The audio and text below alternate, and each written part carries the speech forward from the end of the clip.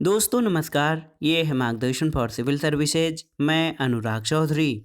दोस्तों TGT PGT नागरिक शास्त्र रिमाइंडर श्रृंखला के अंतर्गत इस वीडियो में प्रस्तुत है नागरिक शास्त्र अथवा राजनीति विज्ञान के महत्वपूर्ण प्रश्नों का वन लाइनर रिवीजन नोट्स, जो आपके आगामी परीक्षाओं जैसे TGT PGT, LT grade, government inter college प्रवक्ता, गवर्नमेंट डिग्री कॉलेज, उच्चतर शिक्षा असिस्टेंट प्रोफेसर, केंद्रीय विद्यालय संगठन और नेट जेआरएफ के लिए बहुत ही उपयोगी है। दोस्तों इस वीडियो में हम अंतर्राष्ट्रीय राजनीति यानी इंटरनेशनल पॉलिटिक्स से संबंधित महत्वपूर्ण प्रश्नों को कवर करेंगे। तो आइए शुरू करते हैं आज का वीडियो। दोस्तों आज की वीडियो का पहला प्रश्न बहुत ही महत्वपूर्ण है। देखिए, यदि कोई हथियार नहीं होंगे तो कोई युद्ध नहीं होगा, यह धारणा आधारित है किस पर? तो उत्तर है निशस्त्रीकरण पर। दोस्तों निशस्त्रीकरण का मानना है कि युद्ध इसलिए होते हैं क्योंकि राष्ट्रों के पास हथियार हैं, और यदि कोई हथियार नहीं होंगे तो कोई युद्ध नहीं होगा। ये धारणा निशस्त्रीकरण पर आधारित है। अगला प्रश्न है अंतर्राष्ट्रीय संबंधों में संतुलन या स्थिरता के निश्चित तत्व के रूप में शक्ति संतुलन का वर्णन किसने किया है? तो एक अंतर्राष्ट्रीय राजनीति के विचारक हैं जॉर्ज श्वार्जेनबर्गर। इन्होंने अंतर्राष्ट्रीय संबंधों में संतुलन या स्थिरता के निश्चित तत्व के रूप में शक्ति संतुलन या बैलेंस ऑफ पावर का वर्णन किया है। अगला प्रश्न है दोस्तों, सत्ता के लगभग बराबर वितरण के रूप में शक्ति संतुलन शब्द का प्रयोग किसने किया था? तो उत्तर है मार्गेनथाउ ने।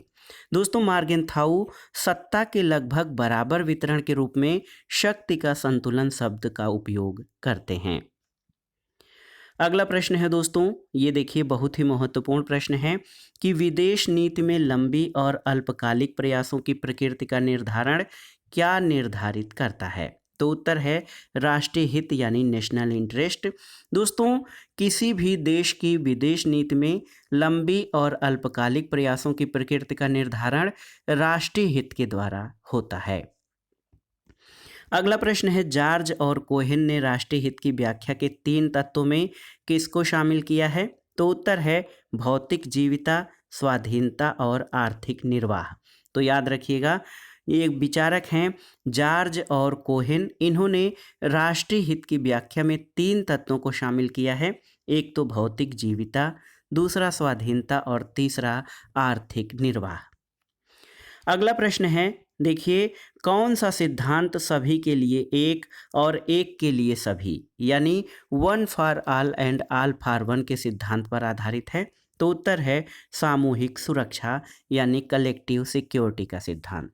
दोस्तों सामूहिक सुरक्षा का सिद्धांत इस मूल तथ्य पर आधारित है कि सभी के लिए एक और एक के लिए सभी।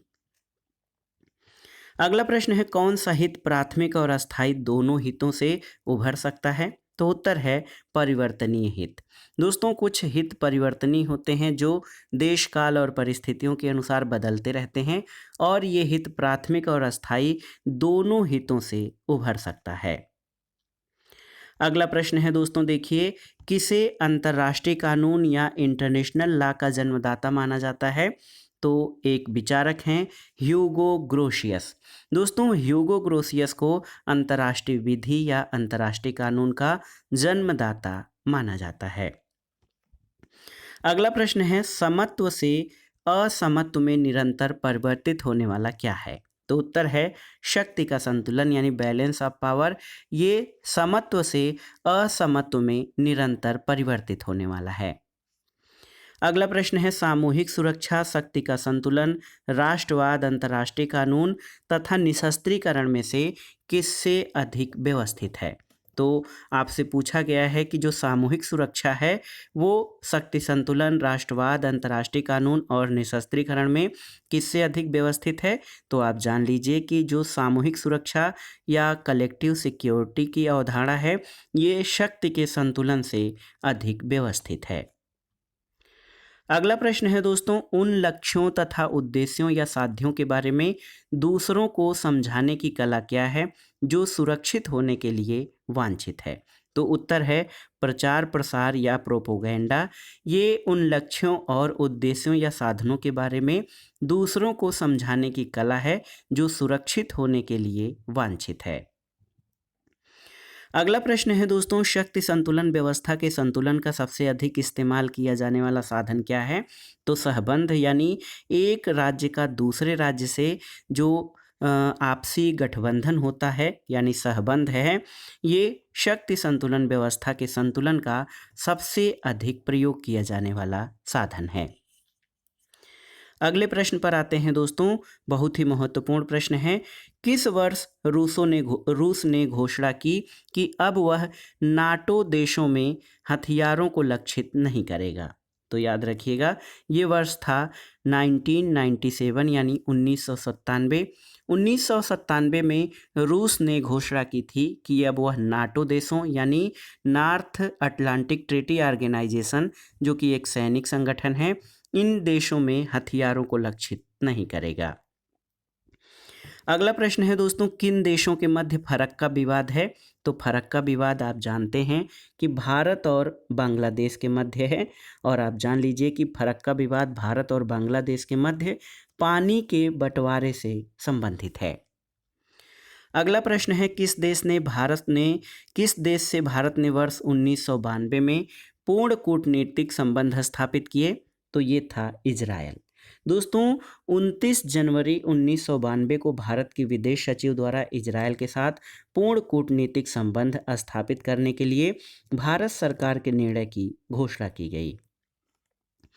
अगला प्रश्न है, देखिए कुछ विचारक हैं वुडरो विल्सन, रूसो, बुल और E.H. कार में से कौन अंतर्राष्ट्रीयतावाद में विश्वास रखता था? तो उत्तर है अंतर्राष्ट्रीयतावाद में वुडरो विल्सन का विश्वास था, और आप जान लीजिए कि वुडरो विल्सन ये अंतर्राष्ट्रीय राजनीति के आदर्शवादी दृष्टिकोण के समर्थक विद्वान हैं। अगला प्रश्न बहुत ही महत्वपूर्ण है, एक कथन है। इसमें आपसे पूछा गया है कि ये किसने कहा है कि अंतर्राष्ट्रीयतावाद का मार्ग राष्ट्रवाद से ही गुजरता है? तो ये कथन E. जिम्मर्न का है। दोस्तों देखिए, E. जिम्मर्न एक महत्वपूर्ण विचारक हैं। इनका कहना है कि अंतर्राष्ट्रीयतावाद राष्ट्रवाद का ही विस्तारित रूप है, और यहाँ पहुँचने के लिए राष्ट्रवाद के मार्ग से होकर गुजरना पड़ेगा। अगला प्रश्न है दोस्तों, 1688 ईस्वी में जो इंग्लैंड में गौरवपूर्ण क्रांति हुई थी, इसका संबंध किससे है? तो हमने उत्तर इसी लाइन में बता दिया है कि 1688 की रक्तहीन या ग्लोरियस रिवॉल्यूशन का संबंध इंग्लैंड से है, और आप जानते हैं कि 1688 में जेम्स द्वितीय के शासनकाल के दौरान ब्रिटिश संसद और राजा के मध्य जो संघर्ष था वो अपने चरम पर पहुंच गया था, और उसकी निरंकुशता, अड़ियलपन और मनमाने ढंग से त्रस्त होकर जनता ने विद्रोह किया था, और जेम्स द्वितीय की पुत्री मरियम यानी मेरी और उसके पति विलियम को इंग्लैंड की सत्ता प्राप्त हुई थी। अगला प्रश्न है दोस्तों, शक्ति संतुलन की स्थापना के लिए विभाजन तथा शासन की नीति, मध्यवर्ती राज्य, उदारीकरण की नीति और हस्तक्षेप में से कौन सा साधन नहीं है? तो आप जान लीजिए, बैलेंस ऑफ पावर के लिए दोस्तों उदारीकरण की नीति साधन नहीं है, जबकि विभाजन और शासन, मध्यवर्ती राज्य और हस्तक्षेप जो हैं ये बैलेंस ऑफ पावर यानी शक्ति संतुलन की स्थापना के प्रमुख साधन हैं। अगला प्रश्न है दोस्तों, सामूहिक सुरक्षा की व्यवस्था अनुमति नहीं देती किसकी? तो आप जान लीजिए, सामूहिक सुरक्षा की व्यवस्था तटस्थता की अनुमति नहीं देती है, और आप जान लीजिए कि सामूहिक सुरक्षा सभी राष्ट्रों के सक्रिय भूमिका पर बल देता है, और इसका मूल सिद्धांत ये है, one for all and all for one, यानी एक सबके लिए और सब एक के लिए। और सामूहिक सुरक्षा इस सिद्धांत पर आधारित है कि किसी एक राष्ट्र पर किया गया आक्रमण सभी राष्ट्रों पर किया गया आक्रमण माना जाएगा, और सभी राष्ट्र मिलकर उस आक्रमणकारी का प्रतिरोध करेंगे। तो इसमें तटस्थता को अनुमति नहीं है, बल्कि सक्रिय भूमिका पर बल दिया जाता है। अगला प्रश्न है कि यहाँ एक दैत्य सो रहा है, उसके सोने दो, क्योंकि यदि वह जग गया तो दुनिया को हिला देगा। ये कथन किसके बारे में है? तो ये चीन के संबंध में ये कथन कहा गया है, और ये कथन नेपोलियन द्वारा कहा गया है कि यहाँ एक दैत्य सो रहा है, उसको सोने दो, क्योंकि यदि वह जग गया तो दुनिया को हिला देगा। अगला प्रश्न है दोस्तों, फ्रांस की राज्य क्रांति का स्वरूप कैसा था? तो ये मध्य वर्ग द्वारा प्रारंभ किया गया बुर्जुआ स्वरूप का जो है फ्रांस की राज्य क्रांति का स्वरूप बुर्जुआ था। अगला प्रश्न कथन और कारण से संबंधित है। कथन है कि यह मानने के लिए कारण है कि राष्ट्र का युग अब समाप्ति की ओर है। तो ये कथन गलत है, क्योंकि राष्ट्र राज्य का युग जो है ये वर्तमान में संचालित हो रहा है, पूरी दुनिया में इसी को स्वीकार किया जा रहा है। और कारण है कि राष्ट्रवाद के कारण नए राज्यों का जन्म, साम्राज्यों के विघटन और सीमाओं का पुनर्निर्धारण हुआ है। तो ये आपका सही है। तो आप जान लीजिए कि जिस प्रकार से दोस्तों परिवार और समुदाय अपना अस्तित्व बनाए हुए हैं, उसी प्रकार राष्ट्र का अस्तित्व भी बना रहेगा और इन सभी संस्थाओं का संबंध भावनात्मक स्थिति से है, जिसको कि कभी समाप्त नहीं किया जा सकता है। तो इसमें ए सही और आर, ए गलत और आर सही है। अगला प्रश्न है दोस्तों, उदारीकरण या लिबरलाइजेशन के सकारात्मक प्रभाव कौन कौन से हैं? तो आप जान लीजिए, विदेशी निवेश, बढ़ा हुआ उत्पादन और टेक्नोलॉजिकल प्रोग्रेस यानी प्रौद्योगिकी उन्नति, ये उदारीकरण के सकारात्मक प्रभाव हैं।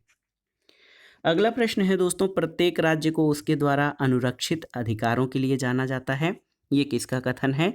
तो याद रखिएगा, ये लास्की का कथन है, जो कहते हैं कि राज्य की पहचान उसके द्वारा अपने नागरिकों को दिए गए अधिकारों से होती है।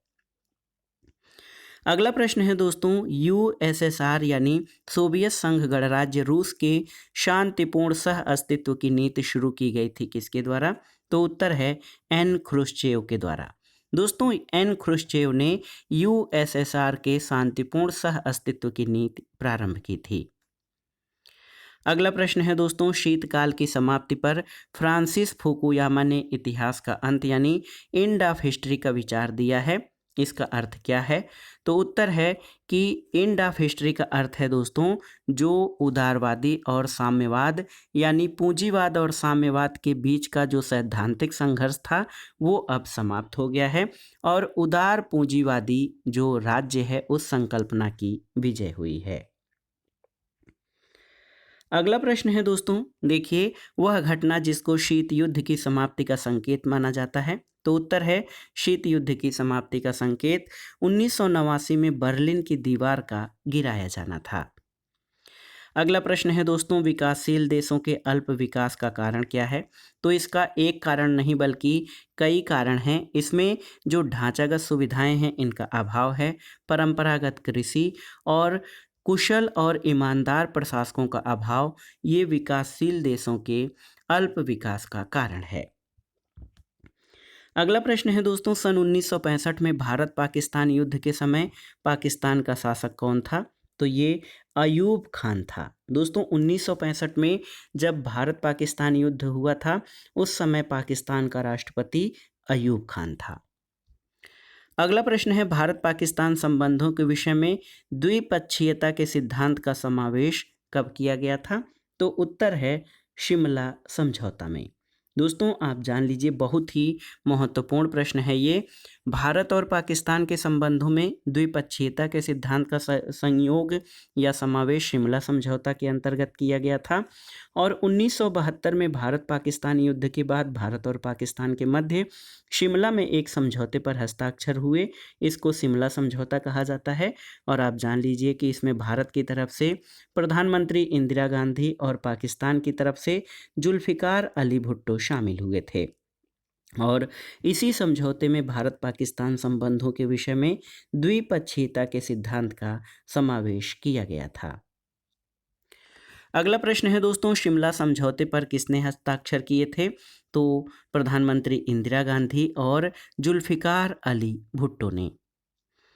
शिमला समझौता किन देशों के बीच हुआ था? तो आप जान लीजिए दोस्तों, शिमला समझौता भारत और पाकिस्तान के बीच हुआ था।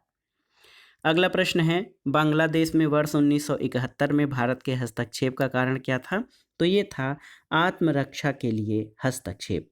और आप जान लीजिए कि 1955 में पाकिस्तान सरकार ने पूर्वी बंगाल का नाम बदलकर पूर्वी पाकिस्तान कर दिया था और पाकिस्तान द्वारा पूर्वी पाकिस्तान की उपेक्षा और दमन की शुरुआत यहीं से शुरू हुई थी और ये तनाव 70 का दशक आते आते इतना अधिक बढ़ गया कि पाकिस्तानी शासक याहिया खान द्वारा लोकप्रिय अवामी लीग और उसके नेताओं को प्रताड़ित किया जाने लगा था और इसी के फलस्वरूप बंगबंधु शेख मुजीबुर रहमान की अगुवाई में बांग्लादेश का स्वाधीनता आंदोलन शुरू हुआ।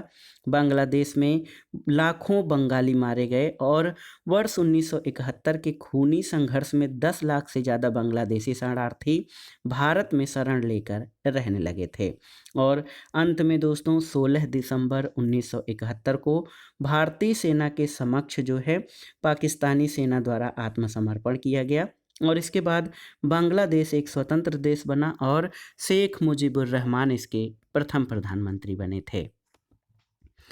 अगला प्रश्न है दोस्तों, भारत श्रीलंका समझौता कब हुआ था? तो ये 1987 यानी 1987 में हुआ था और ये तमिल जातीय समस्या से उत्पन्न तनाव को दूर करने के लिए भारत श्रीलंका समझौता हुआ था। अगला प्रश्न है दोस्तों, मित्र राष्ट्रों द्वारा द्वितीय विश्व युद्ध के बाद की व्यवस्था बनाने में किस सम्मेलन का महत्वपूर्ण योगदान था? तो ये था याल्टा सम्मेलन 1945 और आप जान लीजिए कि मित्र राष्ट्रों द्वारा द्वितीय विश्व युद्ध के बाद की व्यवस्था बनाने के लिए रूस के क्रीमिया प्रायद्वीप के याल्टा नामक स्थान पर 4 से 11 फरवरी 1945 के मध्य एक सम्मेलन आयोजित किया गया था और इसमें महत्वपूर्ण निर्णय लिया गया था। अगला प्रश्न है दोस्तों, भारत सोवियत संधि पर हस्ताक्षर कब हुए थे? तो वर्ष 1971 में और ये तिथि थी 9 अगस्त 1971। तो भारत और सोवियत संघ के बीच दोस्तों 9 अगस्त 1971 में शांति, मित्रता और सहयोग की संधि पर हस्ताक्षर हुए थे। अगला प्रश्न है, मार्शल योजना का संबंध किससे था?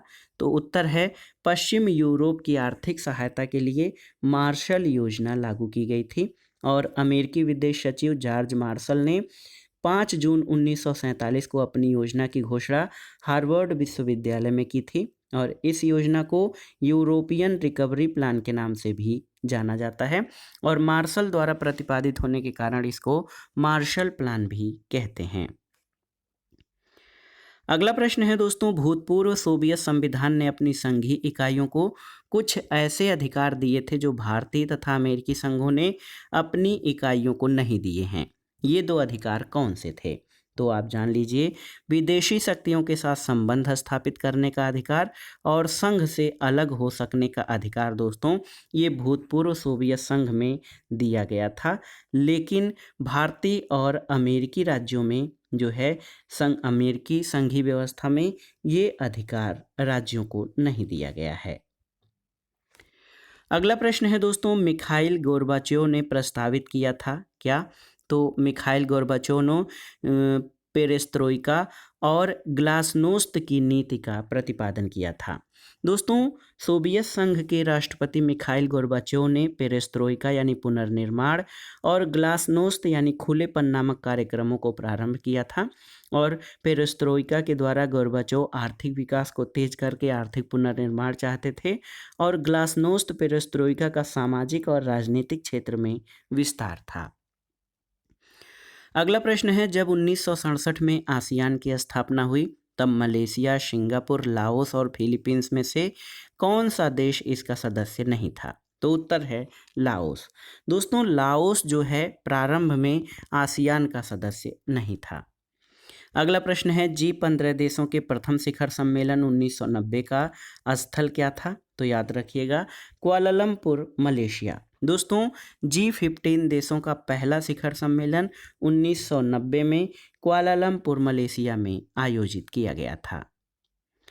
अगला प्रश्न है, उरुग्वे चर्चा के दौर का परिणाम क्या हुआ? तो उत्तर है विश्व व्यापार संगठन यानी वर्ल्ड ट्रेड ऑर्गेनाइजेशन की स्थापना। और आप जान लीजिए कि जो एक वार्ता चल रही थी 8वां चक्र और अंतिम चक्र जो बहुपक्षीय व्यापार प्रणाली का था, ये दिसंबर 1986 में पुंटा डेल एस्टे उरुग्वे में हुआ था इसके अंतिम चक्र का प्रारंभ और अंतिम रूप से उरुग्वे समझौते पर अप्रैल 1994 में मराकेश, मोरक्को में हस्ताक्षर किए गए और इसी समझौते पर 1 जनवरी 1995 को डब्ल्यूटीओ की स्थापना हुई थी। तो देख लीजिए, अगला प्रश्न इसी से संबंधित है कि डब्ल्यूटीओ यानी विश्व व्यापार संगठन की स्थापना कब हुई थी? तो 1 जनवरी 1995 को, यानी 1 जनवरी 1995 को डब्ल्यूटीओ की स्थापना हुई थी। अगला प्रश्न है दोस्तों नाटो। नाटो जिसका पूर्ण विस्तार है नॉर्थ अटलांटिक ट्रीटी ऑर्गेनाइजेशन, इसकी इस संधि पर किस वर्ष हस्ताक्षर हुए थे? तो उत्तर है वर्ष 1949 में। दोस्तों उत्तरी अटलांटिक संधि संगठन पर हस्ताक्षर 1949 में हुए थे और ये एक सैनिक संगठन है। इसकी स्थापना याद रखिएगा 4 अप्रैल 1949 को हुआ था और नाटो का मुख्यालय ब्रुसेल्स बेल्जियम में है। इस संगठन के अंतर्गत सामूहिक सुरक्षा के दृष्टिकोण से सदस्य राज्य जो है बाहरी हमले की स्थिति में सहयोग करने के लिए सहमत होंगे। तो आप जान लीजिए नाटो की स्थापना 4 अप्रैल 1949 को हुई थी। नाटो का मुख्यालय कहाँ पर है? तो ब्रुसेल्स बेल्जियम में स्थित है नाटो का मुख्यालय। अगला प्रश्न है दोस्तों सेंटो की स्थापना कब हुई थी? तो याद रखिएगा 1955 में। दोस्तों सेंटो का फुल फॉर्म है सेंट्रल ट्रीटी ऑर्गेनाइजेशन। इस संधि का जन्म 1955 को बगदाद समझौते के रूप में हुआ था और ये एक सैनिक संधि थी। टर्की, ईरान, ब्रिटेन और पाकिस्तान ने मिलकर इसे सेंटो नाम दिया था। अगला प्रश्न है दोस्तों नाटो, सेंटो, सीटो और अमेरिकी राज्यों के संगठन में कौन सा सैन्य संगठन नहीं है? तो अमेरिकी राज्यों का जो संगठन है वो सैन्य संगठन नहीं है। उत्तरी अटलांटिक संधि संगठन क्या है? तो दोस्तों ये एक सैनिक संगठन है जिसको नाटो कहा जाता है शॉर्ट में। और आप जान लीजिए कि साम्यवादी साम्राज्यवाद का डर और अंतर्राष्ट्रीय शांति और सुरक्षा बनाए रखने के लिए सोवियत विस्तारवाद के विरुद्ध संयुक्त राष्ट्र की सफलता के प्रति गंभीर शंका इत्यादि कारणों ने नाटो के गठन का मार्ग प्रशस्त किया था। अगला प्रश्न है किस घटना को तनाव शैथिल्य से जोड़ना अनुचित होगा? तो ये है नाटो का गठन। दोस्तों नाटो का गठन एक सैन्य गठबंधन के रूप में किया गया था 4 अप्रैल 1949 को और इस संगठन ने सामूहिक सुरक्षा की व्यवस्था अपनाई जिसके अनुसार इस संगठन के किसी सदस्य देश के ऊपर किसी अन्य देश द्वारा कोई हमला होगा तो संगठन के सदस्य देश उस आक्रमणकारी देश से रक्षा करते हैं।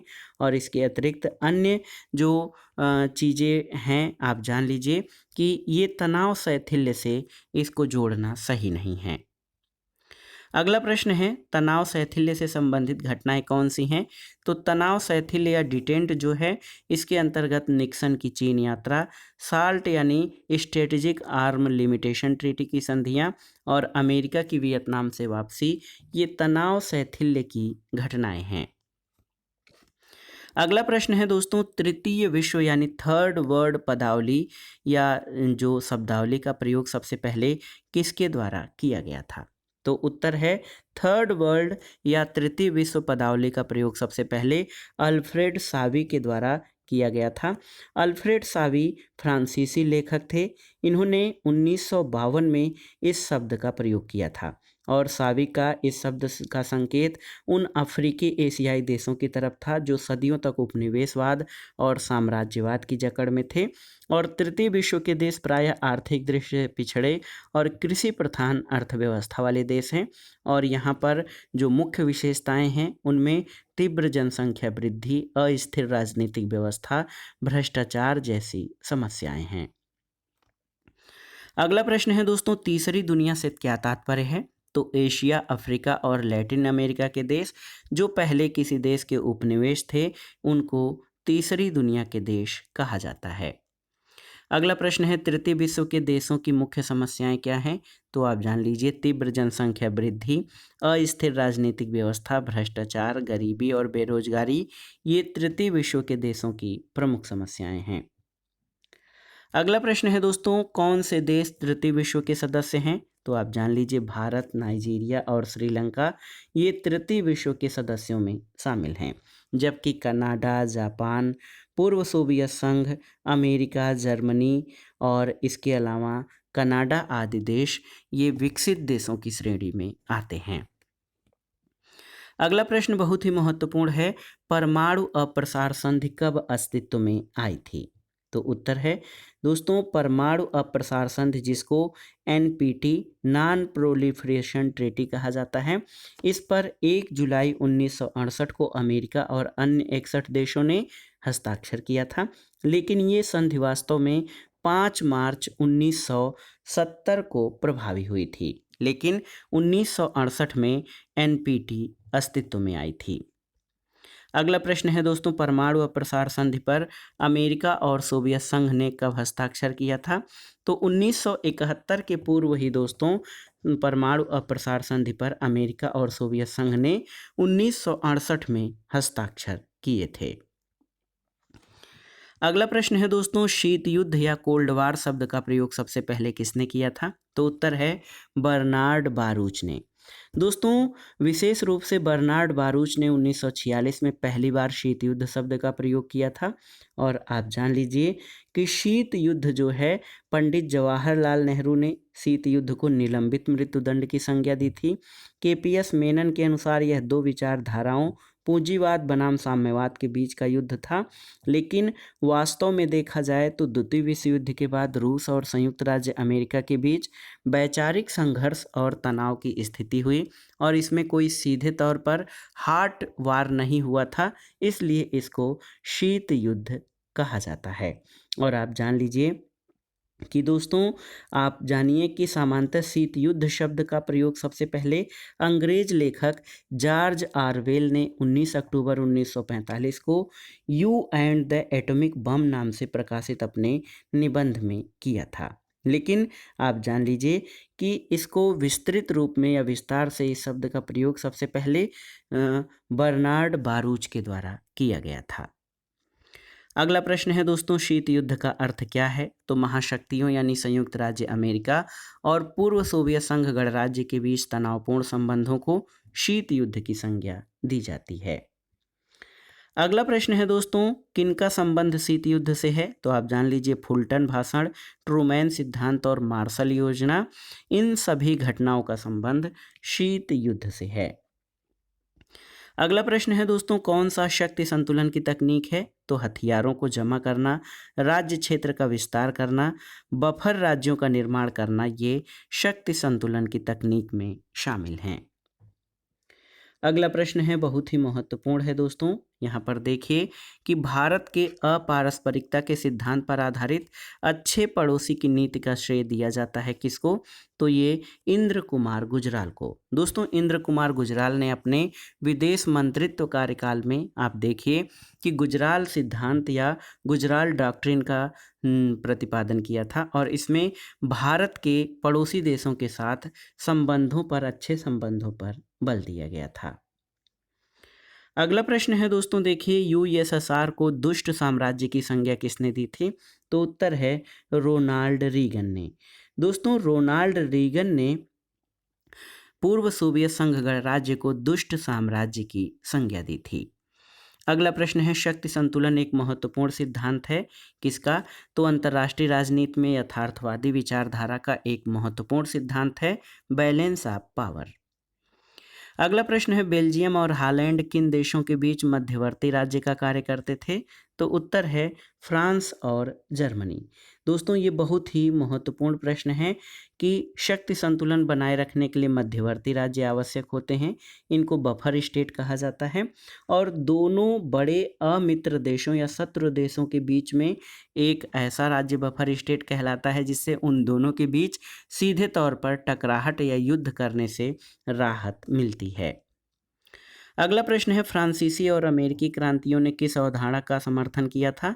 तो ये प्राकृतिक अधिकारों की अवधारणा का समर्थन फ्रांसीसी और अमेरिकी क्रांतियों ने किया था।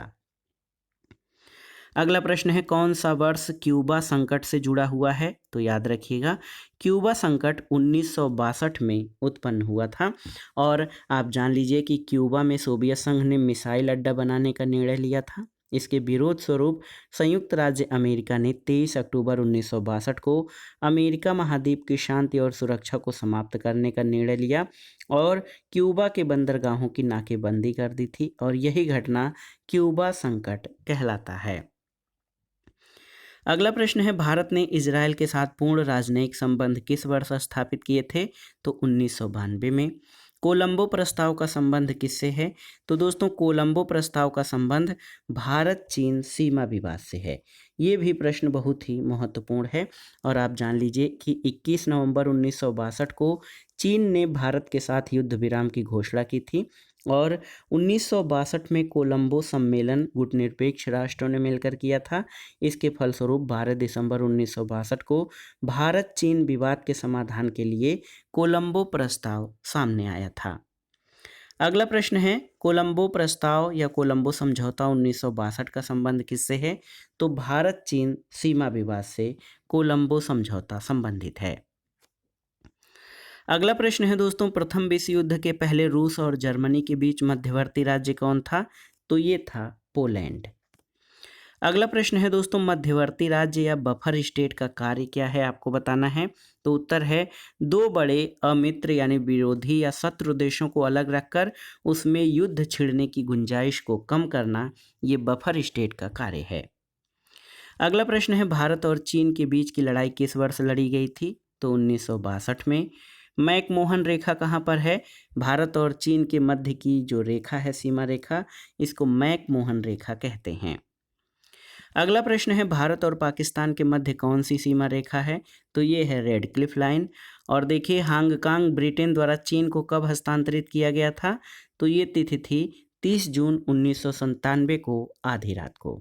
दोस्तों 30 जून 1997 को आधी रात को जो है ये चीन को सौंप दिया था ब्रिटेन ने हांगकांग को, और इस समझौते के अनुसार 1 जुलाई 1997 को हांगकांग के अंतिम ब्रिटिश गवर्नर क्रिस पैटन ने हांगकांग छोड़ दिया था।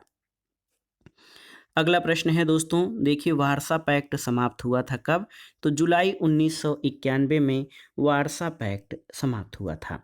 14 मई 1955 को सोवियत संघ ने वारसा पैक्ट की स्थापना की थी और वारसा पैक्ट नाटो का साम्यवादी प्रत्युत्तर था और इसका प्रधान कार्यालय मॉस्को में था। सोवियत संघ के अतिरिक्त इसके सदस्य देशों में अल्बानिया, बुल्गारिया, पूर्वी Germany, Czechoslovakia, Hungary, Poland, Romania थे। और इस पैक्ट में कहा गया था कि किसी भी सदस्य राष्ट्र पर आक्रमण होने पर सभी सदस्य सभी प्रकार की सहायता करेंगे। और आप जान लीजिए कि 1 जुलाई 1991 को सैनिक संगठन के रूप में वारसा पैक्ट को समाप्त कर दिया गया। सोवियत संघ ने वारसा पैक्ट कब स्थापित किया था? तो मई 1955 में। अगला प्रश्न है, वारसा पैक्ट का गठन कब हुआ था? तो 1955 में वारसा पैक्ट का गठन हुआ था। अगला प्रश्न है दोस्तों, Jawaharlal Nehru, Colonel Nasser, Winston Churchill और मार्शल टीटो में किसका संबंध गुटनिरपेक्ष आंदोलन से नहीं था? तो याद रखिएगा, विंस्टन चर्चिल ये गुटनिरपेक्ष आंदोलन से संबंधित नहीं थे। गुटनिरपेक्ष आंदोलन के संस्थापकों में नेहरू, नासिर और टीटो का नाम आता है। अगला प्रश्न है दोस्तों, मार्शल योजना का प्राथमिक उद्देश्य क्या था? तो इसका प्राथमिक उद्देश्य सोवियत संघ के बढ़ते हुए वर्चस्व को रोकना था। अगला प्रश्न है दोस्तों, शांति के लिए एकता प्रस्ताव, ये बहुत ही महत्वपूर्ण प्रश्न है। यूनिटी फॉर पीस यानी शांति के लिए एकता प्रस्ताव कब पारित किया गया था? तो याद रखिएगा, कोरिया संकट के समय शांति के लिए एकता प्रस्ताव पारित किया गया था। अगला प्रश्न है, कौन राष्ट्रीय हित को विश्व राजनीति का अंतिम और निर्णायक तत्व मानता है? तो ये हैं H.J. मार्गेनथाउ। दोस्तों मार्गेनथाउ एक यथार्थवादी अंतर्राष्ट्रीय विचारक हैं। इनका मानना है कि राष्ट्रीय हित ही विश्व राजनीति का अंतिम और निर्णायक तत्व है। अगला प्रश्न है दोस्तों, एक ध्रुवीय विश्व व्यवस्था के उदय का कारण क्या था? तो इसका कारण था, आप जान लीजिए, सोवियत संघ का विघटन। शीत युद्ध की समाप्ति के बाद सोवियत संघ का विघटन हो गया, जिसके कारण जो विश्व शक्ति संरचना थी उसमें संयुक्त राज्य अमेरिका का वर्चस्व स्थापित हो गया और इसलिए एक ध्रुवीय विश्व व्यवस्था का उदय हुआ 1990 में। या 1990 के बाद संयुक्त राज्य अमेरिका का जो है विश्व में एकमात्र शक्ति के रूप में उदय हुआ है। अगला प्रश्न है, शीत युद्ध के अंत का मुख्य परिणाम क्या था? तो आप जान लीजिए कि साम्यवाद की समाप्ति और बाजार अर्थव्यवस्था की लोकप्रियता। और सोवियत संघ के विघटन और यूरोपीय आर्थिक समुदाय की स्थापना से अर्थव्यवस्था के नियंत्रण की जगह बाजार अर्थव्यवस्था को लोकप्रियता मिली है। अगला प्रश्न है दोस्तों, किस घटना को शीत युद्ध के समापन का महत्वपूर्ण कारण माना जाता है? तो ये है सोवियत संघ का पतन। और देखिए कुछ घटनाएं हैं, मुनरो सिद्धांत, ट्रूमैन सिद्धांत, एस्ट्राडा सिद्धांत और क्लिंटन सिद्धांत में कौन सोवियत संघ के रोकथाम की अमेरिकी नीति से संबंधित था? तो ये था ट्रूमैन सिद्धांत। दोस्तों ट्रूमैन सिद्धांत जो है ये बहुत ही महत्वपूर्ण है और ये सोवियत संघ के रोकथाम से संबंधित था। अगला प्रश्न है, संयुक्त राज्य अमेरिका और भूतपूर्व सोवियत संघ के संदर्भ में देदांत यानी डेटेंट का तात्पर्य क्या है? तो उत्तर है दोनों देशों के मध्य तनाव में शिथिलता लाने से संबंधित है, डिटेंट या तनाव शैथिल्य। अगला प्रश्न है दोस्तों, महासभा द्वारा शांति के लिए एकता प्रस्ताव कब स्वीकार किया गया? तो ये तिथि है 3 नवंबर 1950। अगला प्रश्न है दोस्तों, भाषा को राष्ट्रवाद के विकास के लिए सबसे महत्वपूर्ण कारक कौन मानता है? तो देखिए मैजनी, फिक्टे और रैमजेमेयर ये सभी भाषा को राष्ट्रवाद के विकास के लिए महत्वपूर्ण कारक मानते हैं। अगला प्रश्न है दोस्तों, किसने उदारवादी प्रजातंत्र की विश्वव्यापी विजय को इतिहास के अंत के रूप में व्याख्यायित किया है? तो उत्तर है फ्रांसिस फुकुयामा। दोस्तों फ्रांसिस फुकुयामा ने end of history and the last man नामक पुस्तक लिखी है और इसमें उन्होंने एकमात्र उदारवादी पूंजीवादी व्यवस्था के विजय को इतिहास के अंत की अवधारणा से जो है संबंधित किया है। इनका मानना है कि अब जो है वैचारिक संघर्ष समाप्त हो गया है सोवियत संघ गणराज्य के पतन के बाद और एकमात्र उदारवादी पूंजीवादी व्यवस्था बची है। इससे जो इतिहास में चले आ रहे वैचारिक संघर्ष का अंत हो गया है। अगला प्रश्न है, एक कथन है कि नेहरू विश्व के सामने अपने देश की आवाज़ थे, विशेष दुनिया के साथ अपने देश की नीति के दार्शनिक निर्माता और मंत्री थे। अन्य किसी देश में कोई व्यक्ति विदेश नीति के निर्माण में इतनी प्रभावशाली भूमिका अदा नहीं करता जितनी नेहरू भारत में करते हैं। ये कथन किसका है? तो ये कथन है माइकल ब्रेशर का। दोस्तों ब्रेशर की पुस्तक है नेहरू ए पॉलिटिकल बायोग्राफी। इसमें उन्होंने ये कहा है नेहरू के बारे में कि नेहरू विश्व के सामने अपनी देश की आवाज़ थे। अगला प्रश्न है, नेहरू ए पॉलिटिकल बायोग्राफी पुस्तक के लेखक कौन हैं? तो माइकल ब्रेशर हैं। अगला प्रश्न है दोस्तों, ब्रांट आयोग के अध्यक्ष विली ब्रांट किस देश के रहने वाले थे? तो ये पश्चिमी जर्मनी के रहने वाले थे। अगला प्रश्न है दोस्तों, देखिए लैटिन अमेरिका में ट्लाटिलको संधि का संबंध किससे है? तो ये परमाणु हथियारों से संबंधित है और आप जान लीजिए कि इस संधि के द्वारा लैटिन अमेरिका और कैरोबियाई देश इस क्षेत्र को परमाणु मुक्त रखने पर सहमत हुए हैं। अगला प्रश्न है, बराक ओबामा की चीन नीति को किस नाम से जाना जाता है? तो ये है पिवट टू एशिया पॉलिसी। और अगला प्रश्न देखते हैं, आत्मनिर्णय के अधिकार का विस्तृत प्रयोग कब हुआ था? तो ये प्रथम विश्व युद्ध के समय और उसके बाद आत्मनिर्णय के अधिकार का प्रयोग हुआ था। अगला प्रश्न है दोस्तों, देखिए वैश्विक स्तर पर परमाणु ऊर्जा संबंधी मामलों के लिए गठित संगठन का नाम क्या है? तो ये है IAEA यानी इंटरनेशनल एटॉमिक एनर्जी एजेंसी यानी अंतर्राष्ट्रीय परमाणु ऊर्जा अभिकरण। ये वैश्विक स्तर पर परमाणु ऊर्जा संबंधी मामलों के लिए गठित संगठन है। अगला प्रश्न है, अमेरिका से खाद्य सुरक्षा पर सहमति के बाद भारत ने किस प्रस्ताव पर सहमत दिया है? तो उत्तर है विश्व व्यापार संगठन के व्यापार सरलीकरण समझौते पर। अगला प्रश्न है दोस्तों, स्टार वार कार्यक्रम के नाम से प्रसिद्ध रीगन के एक सशस्त्रीकरण कार्यक्रम का नाम क्या था? तो उत्तर है स्ट्रेटेजिक डिफेंस इनिशिएटिव। दोस्तों देखिए स्टार वार कार्यक्रम के नाम से प्रसिद्ध अमेरिका के राष्ट्रपति रोनाल्ड रीगन ने शस्त्रीकरण कार्यक्रम जिसका नाम स्ट्रेटेजिक डिफेंस इनिशिएटिव था, इसको प्रारंभ करने का कार्यक्रम या रूपरेखा तैयार की थी। अगला प्रश्न और इस वीडियो का आखिरी प्रश्न है कि बराक ओबामा के इस्लामिक स्टेट विरोधी गठबंधन में कौन देश शामिल नहीं था? तो ईरान इसमें शामिल नहीं था और बराक ओबामा के इस्लामिक स्टेट विरोधी गठबंधन में ईरान शामिल नहीं है। इसमें दोस्तों देखिए फ्रांस, जॉर्डन, बहरीन, सऊदी अरब और संयुक्त अरब अमीरात आदि देश शामिल हैं बराक ओबामा द्वारा इस्लामिक स्टेट विरोधी गठबंधन में। तो दोस्तों ये था आज का वीडियो टीजीटी पीजीटी नागरिक शास्त्र रिमाइंडर श्रृंखला के अंतर्गत नागरिक शास्त्र अथवा राजनीति विज्ञान के महत्वपूर्ण प्रश्नों का वन लाइनर रिवीजन नोट्स। इसमें हमने अंतर्राष्ट्रीय राजनीति के प्रमुख मुद्दे यानी इंटरनेशनल पॉलिटिक्स से संबंधित महत्वपूर्ण प्रश्नों को कवर किया जो आपके आगामी परीक्षाओं के लिए बहुत ही उपयोगी हैं। आप इन प्रश्नों को रिवाइज कर लीजिएगा ताकि परीक्षाओं में यदि ये प्रश्न पूछे जाएं तो आप इनको सही सही अटेम्प्ट कर सकें। वीडियो आपको कैसा लगा हमें कमेंट बॉक्स में ज़रूर बताइएगा। वीडियो को लाइक करें, शेयर करें और इस चैनल मार्गदर्शन फॉर सिविल सर्विसेज को सब्सक्राइब करें। वीडियो देखने के लिए धन्यवाद दोस्तों। नमस्कार।